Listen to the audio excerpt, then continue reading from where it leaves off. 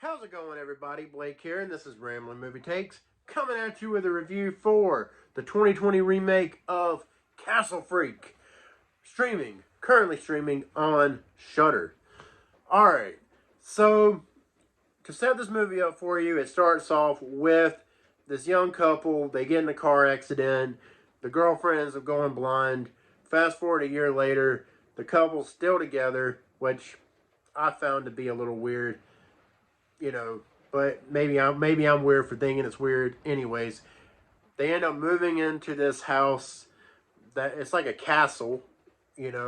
Apparently it was passed down to the girlfriend, from her family, and yeah, the fun begins.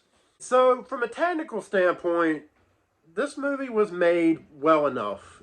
It's certainly not an incompetently made movie. It's made well enough.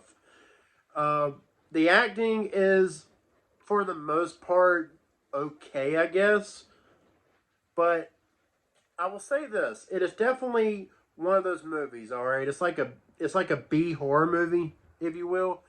And I gotta say this: I'm gonna go ahead and say it off the bat that I didn't hate this movie, but I can't say that I liked it either. What I can say is that I am not the target audience for this movie. But I believe there is a target audience for this movie. And if you were into like the bad B horror movie types, I believe this is going to be for you. Now, it certainly has, again, it has a lot of issues. It's basically a bad B movie. And I would recommend being very drunk or stunned when watching this movie. I'm just going to say it. I mean, you cannot watch this movie sober. I tried, but I mean, it didn't work out too well for me. I think had I been under the influence, I may have enjoyed this movie a little bit more. But yeah. So, but I have to say, there are parts of this movie that I legitimately enjoyed as a horror fan. There's a lot of gore. It is super violent. The Castle Freak, the practical effects that were done on the Castle Freak, I thought were actually really well done. But there's one scene in this movie that it's a lot. It's a lot. I'm not going to tell you what it is. All right, I don't want to spoil you, but yeah, I was jaw dropped watching that scene unfold. Like, it is absolutely ridiculous, but it was gross. It was very, very gross. And again, it goes back to what I was saying. There is a target audience for this movie. I am not necessarily that target audience. And I mentioned that one scene. There's other scenes too that are definitely effed up, if you will. And yeah, I mean, look, this movie was better than I thought it was going to be. I will say that. It was better than I thought it was going to be.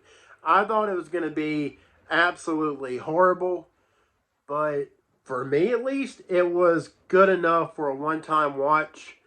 I don't think I will ever watch it again, and if I do, I am going to need something very strong to get through it.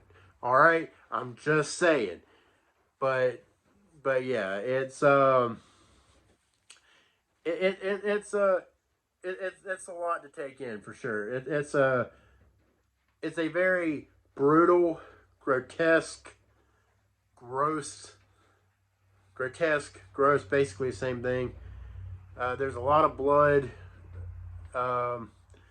It's a hard R for sure, guys. It's a hard R rating for sure. But yeah, I mean, I guess that's really all I can say about it without spoiling you. yeah, I would say check it out. You know, give it a watch if for all of you horror fans out there, especially like I said, if you're a fan of B horror movies, like bad B horror movies, like I think you will be the target audience for this movie.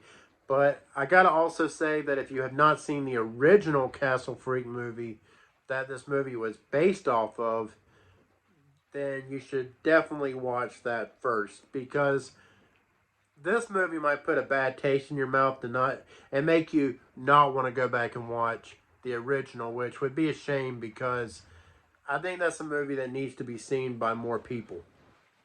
Just my opinion.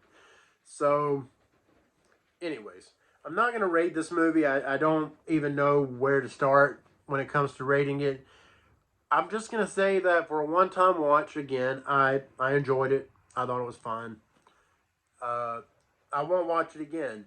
But I do believe that there are people that would really, really like this movie and have a lot of fun with it.